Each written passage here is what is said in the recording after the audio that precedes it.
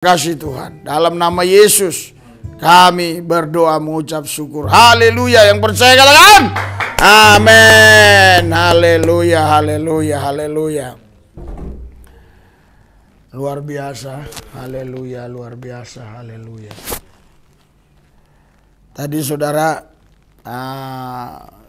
kita lagi live ya, live untuk mengetahui situasi kondisinya.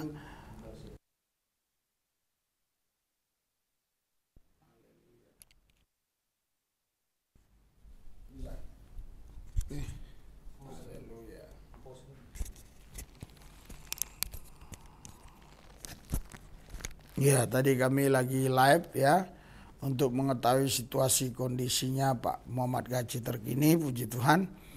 Beliau sudah bisa ya dikembalikan ke rutan menurut diagnosa dokter ya. Tetapi yang disayangkan oleh anaknya Febri ya, atau sekaligus pengacaranya, hasil diagnosa trombositnya belum dikasih tahu ya, jadi belum dibaca. Tapi secara garis besar dokter bilang sudah boleh dikembalikan ke rutan. Jadi tadi pas di mobil dia pas mau ke rutan ya, live ya sama kita ya saudara. Waktu tadi turun dari sana itu saya merasakan hadirat Tuhan luar biasa sekali ya.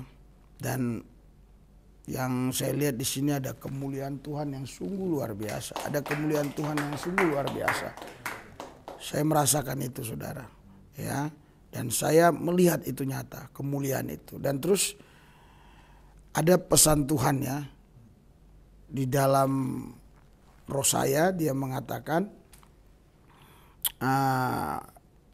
orang-orang yang tidak terus membangun keintimannya dengan Tuhan, mereka pasti akan musnah ya, akan hilang dengan cara-cara yang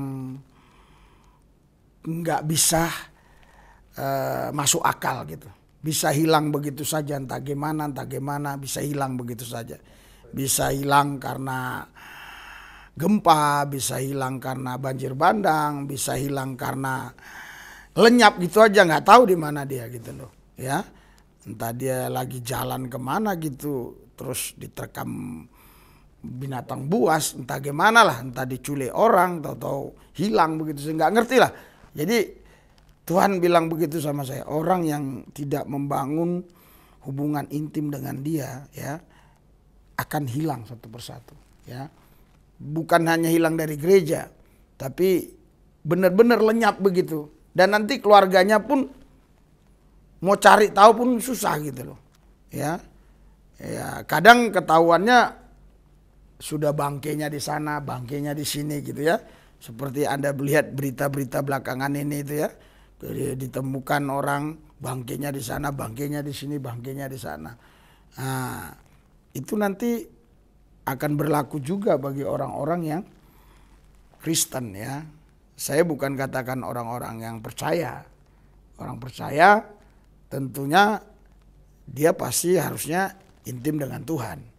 Ya, saya bicara khusus untuk orang-orang Kristen yang memang tidak mau intim dengan Tuhan. Mereka akan musnah ya, hilang begitu saja dengan cara-cara yang nggak masuk akal lah ya, nggak masuk akal gitu loh. Nah, itu yang saya dapatkan satu ya, pesan Tuhan. Yang kedua, di dalam kemuliaan itu saya dapat pesan dari Tuhan ya. Ini perlu kita uji ya. Walaupun beberapa waktu yang lampau itu sempat gugus COVID-19 mengatakan bisa ada gelombang ketiga, itu kan prediksi. Tapi waktu tadi saya menyembah memuji Tuhan, nanti tahu nggak, Indonesia yang paling aman dari COVID. Indonesia yang paling aman dari COVID. Ya, jadi Indonesia inilah nanti yang paling aman. paling aman. Saya bukan katakan tidak ada 1, 2, 3, 4, 5, tapi inilah yang paling aman. Ya, khususnya dari Omikron itu. Ini Indonesia yang paling aman. Tuhan bicara kepada saya, selain memang pemerintah itu bertugas ya sesuai dengan porsinya, sesuai dengan bidangnya, tapi sebenarnya Tuhan yang menjaga mereka. Tuhan yang menjaga mereka. Tuhan yang menjagai mereka ini. Sehingga mereka bisa bekerja dengan baik. Ya, bukan karena hebatnya mereka, bukan karena jagonya mereka, bukan. Ya, tapi karena Tuhan. Amin. Haleluya. Jadi kenapa saya harus katakan begini? Karena nanti kalau saya katakan tanpa ada pun mereka Tuhan menjagai, itu nanti jadi problem dalam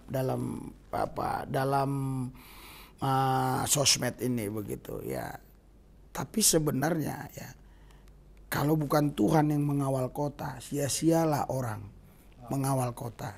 Kalau bukan Tuhan yang menjaga kota, sia-sialah pengawal berjaga-jaga. Ya, jadi itu yang saya lihat.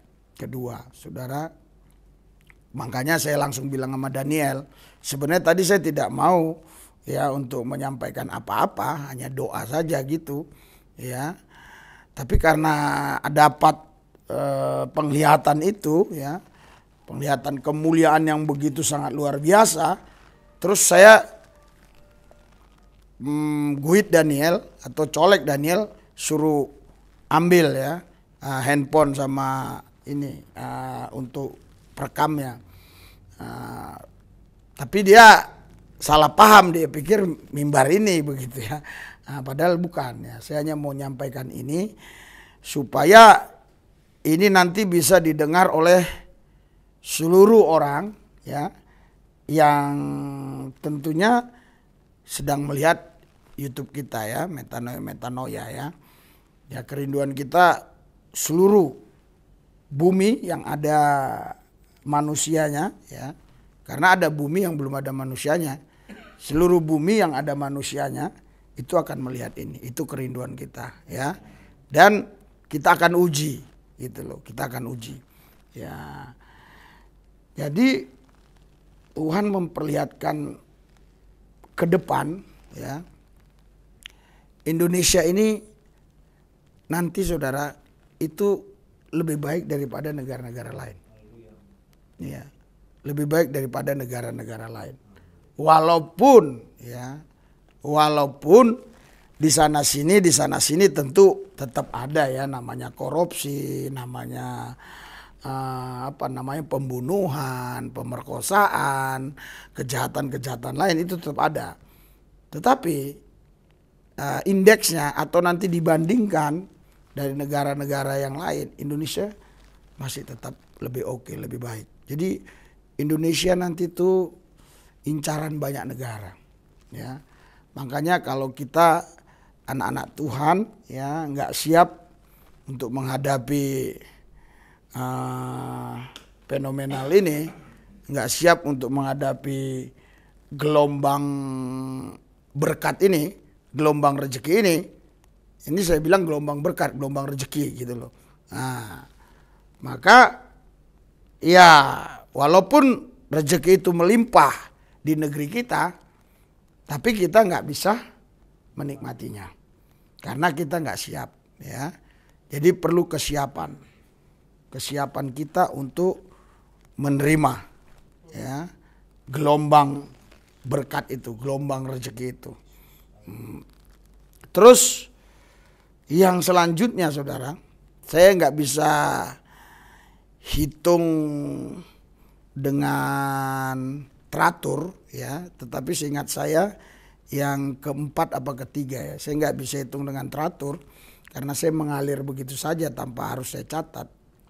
Yang ketiga kalau saya nggak salah, saya melihat ya gereja ini saudara, saya melihat gereja ini ya, ini gereja ini itu didatangi oleh orang-orang yang memang mereka sebenarnya bukan orang-orang yang percaya Tuhan. Ya, bukan orang percaya Tuhan. Sekalipun mungkin ada di antara mereka yang agamanya Kristen tapi bukan percaya Tuhan. Ini saya bukan bicara agama. Mereka bukan orang yang percaya Tuhan sama sekali. Bahkan kemarin saya ditelepon oleh seseorang. Ketika saya tanya, kamu sudah percaya Tuhan Yesus berapa lama? Baru 7 bulan. Lah, emang kamu dulu agamanya Islam atau Buddha atau Hindu? Enggak, Kristen. Jadi sejak kecil dia Kristen, umurnya kurang lebih 45 tahun, baru percaya Yesus 7 bulan. Ya, jadi saya harap Anda paham maksud saya. Jadi nanti didatangi oleh orang-orang yang memang enggak mengenal Tuhan, enggak percaya Tuhan. Ya, tapi mereka datang ke tempat ini. Dan mereka memang haus akan kebenaran. Ya, haus akan kebenaran. Nah, sekarang selain tadi kita siap untuk menerima gelombang rezeki itu, siap nggak kita menerima gelombang jiwa-jiwa ini?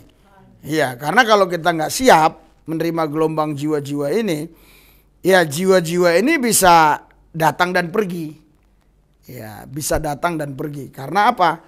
Karena ketidaksiapan kita untuk menampung mereka, untuk menerima mereka. Ya, walaupun kita nggak siap, tapi Tuhan tetap menggenapi apa yang Dia perlihatkan kepada hambanya. Nah, kenapa? Karena sekali waktu Tuhan juga ngomong sama Yeremia, kau pergi ke bangsa ini, ke negara ini, ke bangsa ini, ya, ke suku ini, kurang lebih begitu ya. Tapi kau pasti ditolak. Dan tidak ada satupun di antara mereka yang bertobat. Tapi kenapa Yeremia disuruh Tuhan? Padahal Tuhan sudah tahu pasti mereka menolak. Dan Tuhan sudah tahu mereka nggak mau bertobat. Herannya kok Yeremia juga mau. Harusnya dia bilang, kalau nggak bertobat mereka Tuhan ngapain gua ke sono, kan gitu. Nah, disinilah kita melihat ketaatan Yeremia. Jadi kalau Anda pelajari, Yeremia ini adalah nabi besar. Ya, ada di situ kalau dalam pelajaran sekolah teologi ada nabi-nabi kecil dan nabi-nabi besar. Jadi Yeremia ini tergolong nabi besar, ya, sama dengan Musa begitu. Jadi kalau Amos itu kan tergolong nabi-nabi kecil, ya. Saya sudah agak lupa jumlah-jumlahnya, tapi begitulah garis besarnya ya kalau di sekolah waktu kita belajar. Jadi Yeremia, saudara, selama masa hidupnya, pelayanannya, penginjilannya, ya, nggak ada satupun orang yang bertobat lewat penginjilan dia. Ya. Tapi setelah dia mati, banyak orang yang cerita, oh betul yang Yeremia bilang, oh betul yang Yeremia bilang, oh betul yang Yeremia bilang. Jadi dengan kata lain, perkataan Nabi tidak mungkin gagal. Haleluya. Sekalipun orangnya mati lebih dulu, tapi perkataannya tidak mati. Jadi ingat, ini menjadi kata kunci buat kita. Perkataan Nabi itu maksudnya sama dengan perkataan Tuhan, ya. Karena kalau Nabi itu nggak dapat wahyu dari Tuhan, dia nggak boleh ngomong, gitu. Jadi ciri-ciri Nabi, dia bernubuat. Kalau ada Nabi yang tidak pernah bernubuat, itu bukan Nabi. Jadi Nabi itu ciri-cirinya bernubuat. Nah, jadi nubuat Nabi itu, saudara, itu nggak mungkin gagal. Pasti digenapi walaupun orangnya sudah mati. Iya, jadi perkataannya tidak mati, yang mati orangnya. Nah, jadi saya melihat itu ya, orang berduyun-duyun. Mungkin ini poin yang keempat ya, yang bisa saya apakan gitu ya. Saya kasih poin-poinnya. Saya lihat orang berduyun-duyun begitu, datang, tapi kita kewalahan. Kita kewalahan. Nah, kewalahan, dan banyak di antara mereka yang akhirnya tidak lagi bisa kita layani di tempat ini. Bukan karena mereka tidak mau dilayani, karena kita yang nggak mampu melayani mereka. Jadi mereka lari sendiri gitu, lari-lari sendiri. Nah, kenapa saya minta ini tadi supaya direkam, padahal nggak ada ya rencana saya untuk berbicara malam ini. Kenapa? Karena supaya nanti didengar juga oleh jemaat, ya. Ketika nanti dimasukkan YouTube, jemaat dengar apa yang Tuhan sampaikan pada malam ini, saudara. Jadi banyak jiwa-jiwa itu datang, ya, jiwa-jiwa itu datang. Mereka orang-orang yang sederhana, orang-orang yang ekonominya lemah, ya, tetapi mereka benar-benar haus akan Tuhan, lapar akan Tuhan. Muncul pertanyaan tadi waktu saya menyembah, saya bilang, Tuhan gimana kalau yang datang ekonominya lemah, terus mereka berbondong-bondong datang sampai 500 atau 1000-an, bagaimana? Sempat saya berpikir seperti itu. Tuhan bicara sama saya, ya. Tuhan bicara sama saya lewat ayat Alkitab. Ayat Alkitab di situ dikatakan di Korintus, saudara, di situ dikatakan dulu, ya. Coba baca 1 Korintus 1 ayat 26. 1 Korintus 1 ayat 26. Coba baca dulu. 1 Korintus 1 ayat 26. Coba. Haleluya. 1 Korintus 1 ayat 26, siapa yang bisa kasih saya Alkitab? Coba bacalah. Ingat saja saudara-saudara. Bagaimana keadaan kamu ketika kamu dipanggil menurut ukuran manusia? Tidak banyak orang bijak. Jadi ini orang tadi ya yang datang rame ini enggak banyak yang bijak. Di antara 500.000 orang tadi mungkin satu pun enggak ada yang bijak, atau hanya 1-2 orang saja. Terus tidak banyak orang yang berpengaruh. Tidak banyak berpengaruh, artinya memang mereka gembel-gembel, enggak ada berpengaruh. Terus tidak banyak orang terpandang. Ya kalau orang terpandang pasti ya minimal kaya, ataupun pintar, ataupun punya pangkat. Dia nggak punya apa-apa, orang nggak terpandang. Ya gembel-gembel, rakyat yang nggak diperhitungkan di negara ini dianggap biasa saja gitu. Terus? Tetapi apa yang bodoh bagi dunia dipilih Allah untuk memalukan orang-orang yang berhikmat. Ya, jadi artinya gini itu di ayat 26 tadi. Dulu, sekarang cara bacanya balik. Ya, dulu ya orang itu tidak terpandang. Dulu orang itu tidak bijak. Dulu orang itu tidak dulu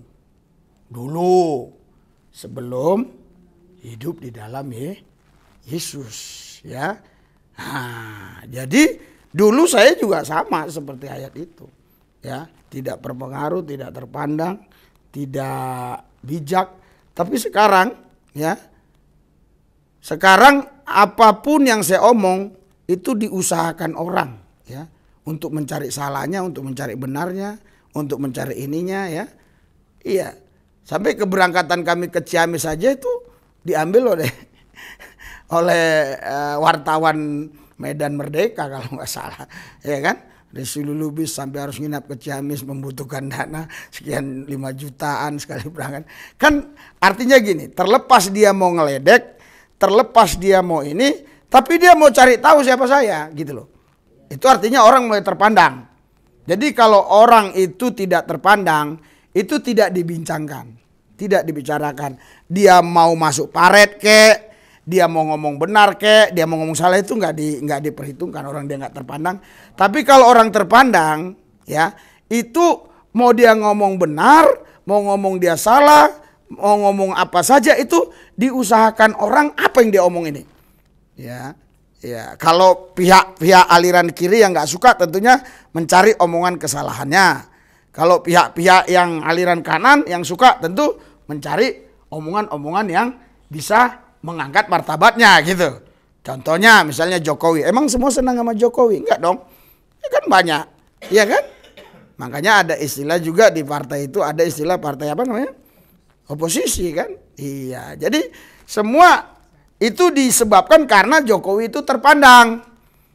Kalau nggak terpandang misalnya, ya, saya sebut siapa lah ya, enak ya nanti kalau saya sebut orang tertentu ya, si Coek lah, nah, umpama, ya dia nggak terpandang mau ngapain juga dia nggak ada dicari-cari orang gitu loh. Nah, jadi waktu Daniel baca itu, ini kan medan mereka begini. Terus dulu bisa sampai begini tidur Ciamis. Tapi katanya dia sekali berangkat tuh ya kurang lebih harus membutuhkan uang 5 juta dan meminta donasi dan segala macam. Intinya apapun yang saya buat ya orang cari tahu gitu loh. Jadi saudara nanti ya orang-orang yang datang tadi itu ya begitu. Haleluya. Haleluya. Jadi bukan kita yang melakukannya. Makanya dulu pernah saya khotbah ya, sering saya ulang-ulang khotbah saya. Kita bukan cari orang kaya, kita bukan cari kolong merat. Kita akan menjadikan jemaat itu kolong merat. Kita akan menjadi jemaat itu kaya. Bukan orang kaya yang datang, jemaat itu yang kita harus jadikan kaya. Iya. Dulu tidak bijak, dulu tidak terpandang, dulu tidak berpengaruh. Setelah ada di GPS Metanoia, mereka jadi bijak, jadi berpengaruh, jadi terpandang. Ya, dulu ya mereka sekolahnya biasa-biasa, mungkin ya masih SMP. Ya masih SMA, terus setelah di Metanoia mereka bisa sampai sarjana, ya kan? Dan bukan hanya itu saja, mereka bisa mendapat nilai yang lebih baik dibandingkan orang-orang lain. Dengan kata lain, saudara, yang melakukannya bukan kita, tapi yang melakukannya adalah Tuhan. Ya, karena itu jiwa satu kolong merat, orang kaya raya, sama jiwa satu orang gembel, maaf omong, itu sebenarnya di mata Tuhan sama. Samanya di mana? Nah, samanya bagi Tuhan tidak ada sulit menjadikan gembel kolong merat, itu samanya. Itu bagi Tuhan. Haleluya. Jadi itu harus dipahami. Kalau itu nggak dipahami, kalau itu nggak dimengerti, ya kita memang bisa memandang sebelah mata, ya, yang si A, yang si B dua belah mata, yang si A sebelah mata. Ini punya pengertian. Kalau orang ahli bahasa punya pengertian. Jadi makanya waktu nanti datang gelombang ini, ya, kita nggak usah peduli bagaimana mereka makan, bagaimana mereka punya tempat tinggal, walaupun mereka nggak punya tempat tinggal, kita nggak peduli itu. Yang kita kerjakan apa? Yang kita kerjakan, kita layani mereka setia, doakan, layani, kasih firman, doakan, layani. Itu yang nanti menjadikan mereka bijak, berpengaruh, terpandang. Berikan sorak-sorai buat Tuhan yang dahsyat. Itu, ya. Itu nanti. Haleluya. Ini sudah janjian tadi sebenarnya ya. Orang dari dari Iran yang mau datang, suami istri sama anaknya mau tinggal di rumah belakang. Ternyata orang Iran ini tidak bisa bahasa Arab. Bahasa dia Persia ternyata. Jadi orang Iran sama orang Yaman beda. Sedangkan kenalan saya itu orang Yaman yang dia bisa bahasa Arab. Saya sudah minta nomor teleponnya yang orang Yaman ini supaya menterjemahkan, ya, supaya dia nanti ceritalah, saya mau tinggal di sini gini bla bla bla bla, dan tempat ini akan dirapikan gitu loh, gitu. Saya mau buat konten begitu ya. Ternyata kendalanya adalah si Yaman bisa bahasa Arab, si Iran bisa bahasa Persia. Ketemunya di bahasa Inggris. Makanya coba nanti saya ngomong sama Randy bisa nggak bahasa Inggris. Ketemunya dia di bahasa Inggris. Bahasa Inggris dia bisa. Ya si DP nanti ya, siapa yang bisa bahasa Inggris. Kalau ada yang bisa bahasa Inggris, karena itu tadi yang saya katakan tadi ya, mereka datang tidak punya apa-apa. Mereka diusir dari negaranya karena ikut Tuhan Yesus. Ya, mereka minta suaka di Indonesia. Di pengungsian mereka juga tidak diterima karena mereka Kristen. Sedangkan di pengungsian itu mayoritas Islam. Tapi mereka dapat sementara suaka di Indonesia ya. Jadi bukan berarti legal gitu, legal bukan. Jadi mereka ada izin tinggal. Cuma nggak punya tempat tinggal. Percuma ada izin tinggal nggak punya tempat tinggal. Ya. Apa artinya? Kita punya izin tinggal tapi nggak punya tempat tinggal. Ada yang punya tempat tinggal tapi nggak punya izin tinggal. Itu ada. Saya temuin itu, ada hartanya di Tiongkok, di mana di Guangzhou, tapi izin tinggal dia habis, tapi dia punya apartemen di sana pakai nama orang. Itu ya. Jadi, saudara, itulah dia datang. Kenapa kita bisa terima? Kita nggak peduli nanti rumahnya ini bocor atau nanti dia makan apa, disitu nggak peduli. Itu nanti Tuhan yang kerja. Haleluya. Nanti Tuhan yang bangun rumah itu, Tuhan yang ngasih mereka tempat bagus, Tuhan yang ngasih mereka makan, Tuhan yang ngasih semua. Iya. Kerja kita apa? Tugas kita apa? Layani jiwa-jiwa. Haleluya. Haleluya. Iya. Jadi ini yang saya dapatkan tadi ya.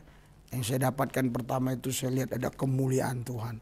Makanya dari atas saya langsung basar roh tadi dari atas. Iya.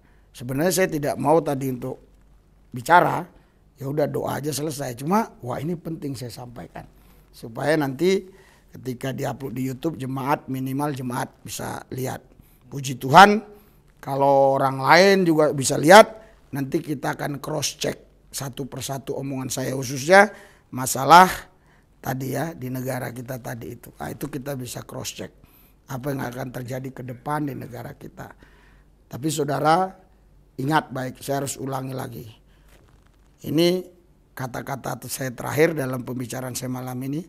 Supaya semua yang dengar ini, ya semua yang dengar ini, siapapun saudara ya, yang Anda nggak intim dengan Tuhan, Anda akan musnah satu persatu. Saya waktu itu dikasih nubuatan sama Tuhan, tetapi masih ada rasa tenggang rasa atau rasa apa ya, nggak enakan gitu ngomongnya ya. Saya dapat penglihatan jelas itu ya, yang tumbang, ada jemaat juga tumbang.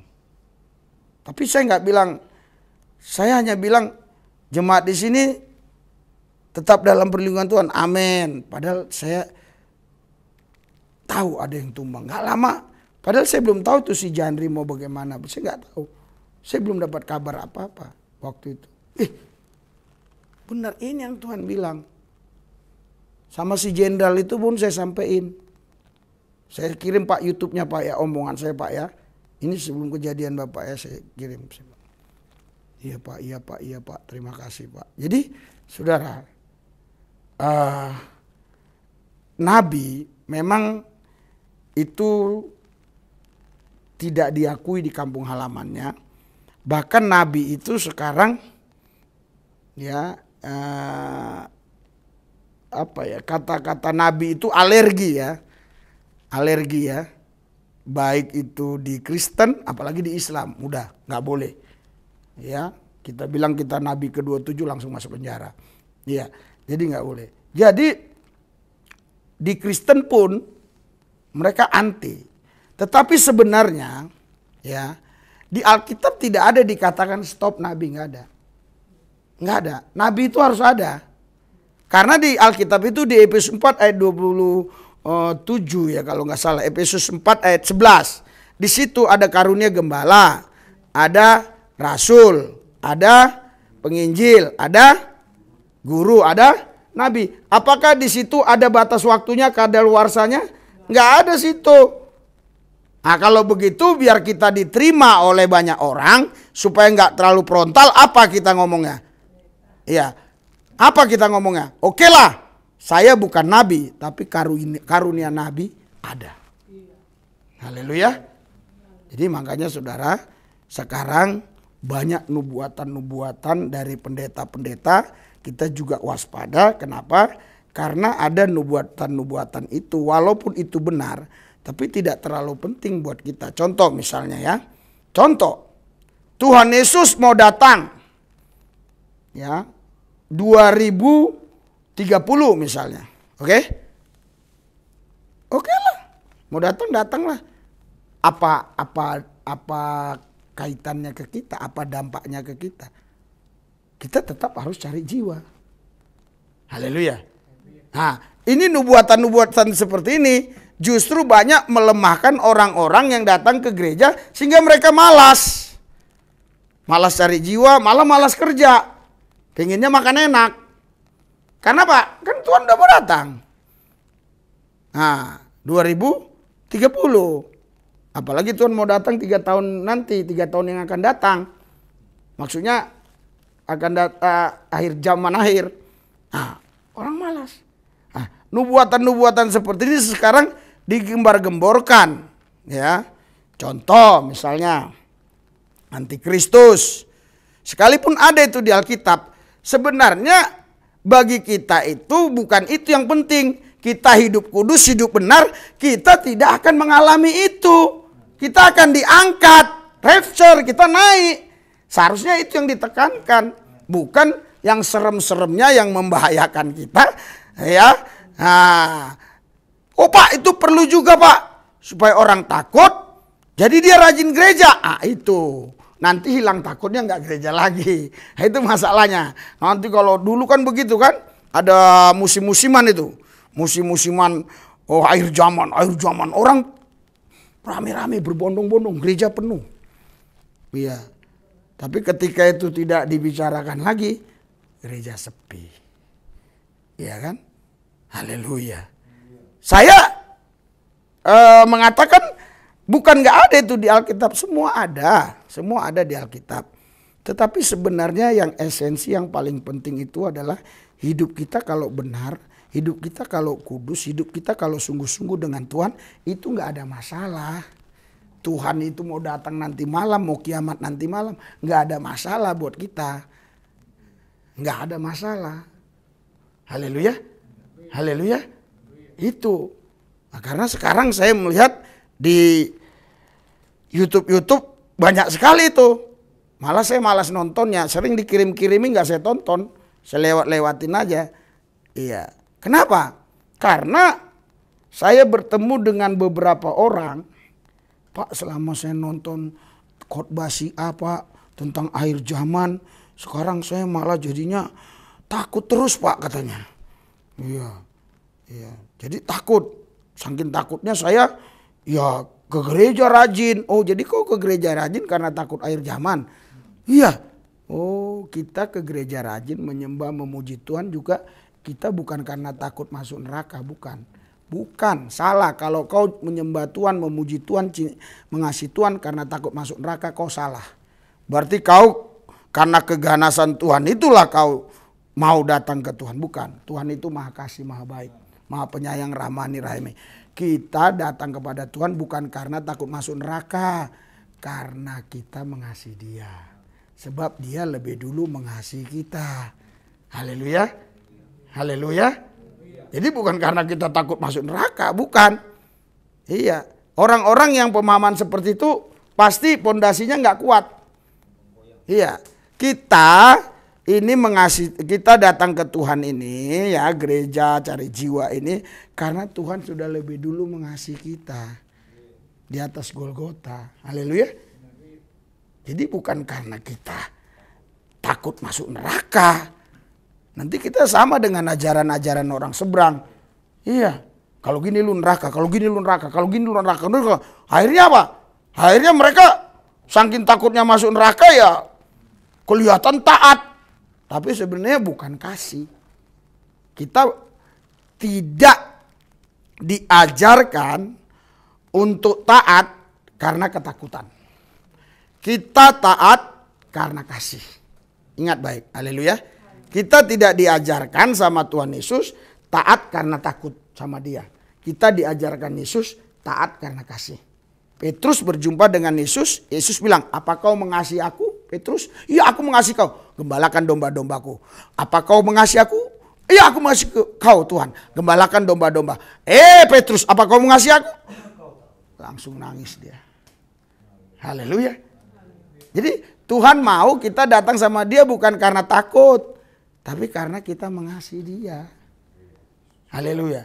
Contoh ya, istri saya kalau dia ini menyediakan makanan saya, pulang kerja, pulang pelayanan, terus setrikai pakaian semua, terus persiapkan semuanya kalau mau berangkat. Terus lama-lama aku tahu, karena takut dia melakukan itu. Istilahnya tata rohaku. Ya kan? Hatiku patah arang. Nah, tapi kalau aku tahu, dengar, entah kabar dari mana, entah bagaimana aku bisa tahu. Ya kan? Dia melakukan itu karena mengasihi aku. Karena sayang dan cinta aku. Haleluya. Bukan karena takut dibentak-bentak. Kadang dia lari dari atas karena ketakutan. Iya, jadi nilainya, ya. Jadi kita itu harus punya nilai. Haleluya. Haleluya. Nah, jadi Anda siap ya dengan penglihatan tadi ya. Saya harap semua jemaat-jemaat nanti yang nonton ini ya, yang nggak datang, Anda harus bersiap ya apa yang saya dapatkan tadi. Saudara, Bapak Ibu sekalian, juga saya berterima kasih. Kenapa? Karena sebenarnya dalam 2 bulan belakangan ini ya, Kamis malam itu saya udah nggak peduliin lagi. Nah, biasanya kan ibadah umum ya. Terus Anda sendiri punya inisiatif buat doa malam, ya. Nah, ini adalah bukti bukti kemandirian. Makanya saya bilang tadi sama Ibu Gembala waktu dia bilang, nanti ada doa malam, no comment. Saya bilang, kalian harus belajar mandiri. Jadi mau ada nggak ada saya lakukan. Nah, karena Ibu Gembala tadi bilang buat voice note, umumkan. Enggak, kamu yang umumkan. Jangan saya umumkan karena saya ada di gereja, orang datang gereja. Gitu. Jadi harus mandiri. Jadi saya mengucapkan terima kasih juga buat semua yang hadir ya. Ya, kebetulan yang hadir dari luar cuma berapa orang ya, haleluya. Kebanyakan orang tinggal di asrama ini ya, haleluya. Tapi tetap ya, saya lihat si Naomi udah luar biasa dia sekarang, luar biasa. Iya, supaya dia juga dapat karunia nubuatan ya. Ya, dapat mendengar suara Tuhan ya. Jadi kalau kita sudah bisa dengar suara Tuhan, pegang itu. Tuhan itu nggak berubah-berubah. Iya, nggak berubah. Kita yang berubah-berubah. Iya. Ada gitu anak di sekolah Alkitab gitu ya. Kenapa kau mencuri? Kenapa di luar mencuri, di dalam juga mencuri? Tuhan Yesus tidak berubah, tidak berubah. Saya juga tidak berubah. Jadi karena Tuhan Yesus nggak berubah, dia nggak berubah. Jangan ya. Tuhan Yesus nggak berubah karena dia udah sempurna. Kita nggak sempurna harus berubah supaya kita sempurna. Haleluya. Iya ya. Jadi saya lihat udah banyak perubahan dia ya. Dan saya punya kerinduan begitu saudara ya. Punya kerinduan itu nanti bisa kita buat cabang-cabang begitu ya. Misalnya ya kan si Randy sama Naomi di Bekasi atau di mana. Kalau personilnya sudah kuat ya kan. Nah, atau di sini saya yang di Irian atau saya yang di Kalimantan. Kita sebenarnya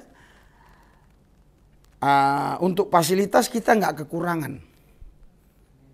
Dulu pernah saya bernubuat ya. Dulu waktu kita masih makan itu pun sulit ya. Saya bernubuat nggak akan kita nanti kekurangan. Semua bisa punya kendaraan. Yang melayani Tuhan semua dikasih kendaraan pribadi. Kemana-mana kita gak. Dulu kita sulit loh. Waktu kita mau baptis orang kekurangan mobil. Mobil saya dulu cuma mobil Expasito yang kayak itu saya bilang Alphard KW lah. Karena dia modelnya kayak Alphard, bukanya gitu ya. Nah, jadi iya, kekurangan kita kendaraan dulu. Pernah nyewa angkot untuk baptis orang, kalau nggak salah si Regen tuh baptis mana. Susah kendaraan. Ya, tapi saya bilang nanti semua yang melayani Tuhan punya kendaraan pribadi, termasuk si Herman. Karena si Herman nggak mau setia kan. Kalau dia punya setia kan kita kasih juga kan. Nah, ternyata saudara apa? Kita sekarang kendaraan nggak kekurangan. Haleluya.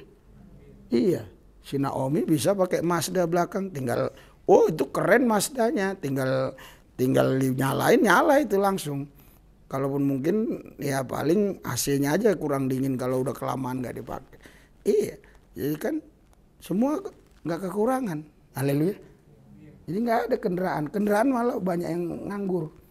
Haleluya. Iya. Oh, ada ya.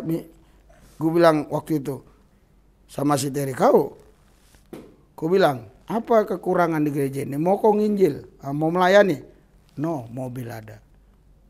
Nah, ini si Naomi, oh ya dia mau melayani. Kalau kita melayani orang-orang yang memang apa namanya ya, orang-orang ada yang otaknya itu otak apa ya, otaknya high class gitu ya.